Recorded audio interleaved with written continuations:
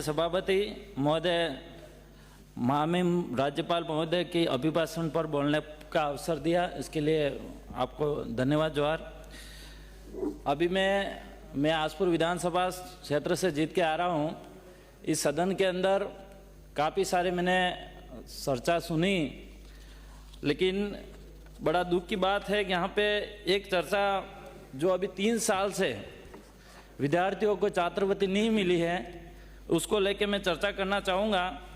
जो आज मैं ट्राइबल एरिया से आता हूँ और वहाँ पे कई विद्यार्थी हैं जो आर्थिक रूप से कमज़ोर होते हैं और नियमित विद्यार्थी रहते हैं। कॉलेज के अंदर बीएड करने वाले, एसटीसी करने वाले और डिप्लोमा और बीएड करने वाले, उन बच्चों की 3 साल से छात्रवृत्ति नहीं आई है।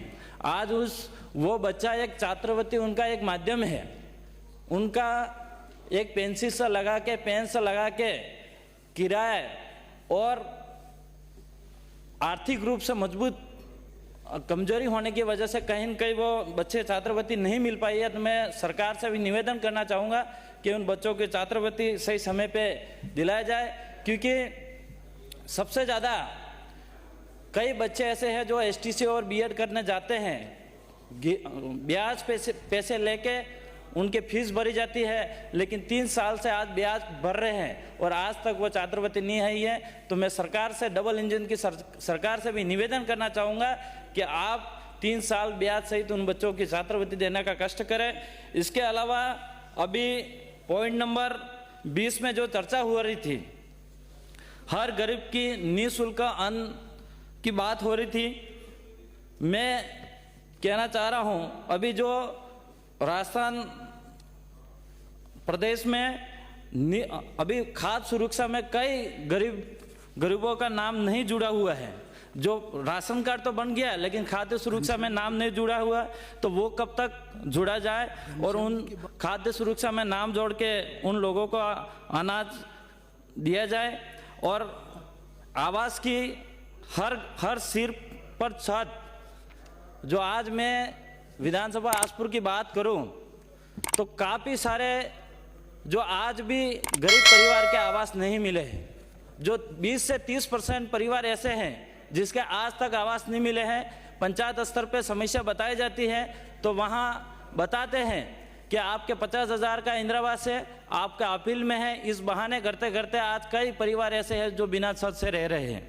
आज हर घर की नल बात कर रहे हैं। मेरे विधानसभा के अंदर जो 2 प्रकार की योजना है, 151 गांव की और एक 61 गांव की योजना। इस योजना में कई गांव ऐसे हैं जो 151 में लिए तो है, लेकिन हर घर तक नल नहीं लगे हुए अभी तक। आधा अधूरा नल लगाए गए हैं, वहाँ पे कई घर छूट गए हैं। तो मैं सरकार से भी निवेदन करना चाहूँगा कि वो एक बार जांच करके हर घर तक नल पहुँचाने का काम करे।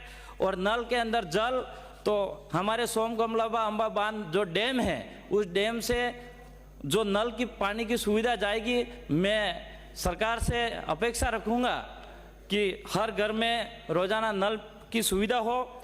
इसके अलावा हर हाथ में को काम की गारंटी, आज रोजगार गारंटी सही तरह से लोगों के पूरे दिन नहीं हो पा रहे हैं।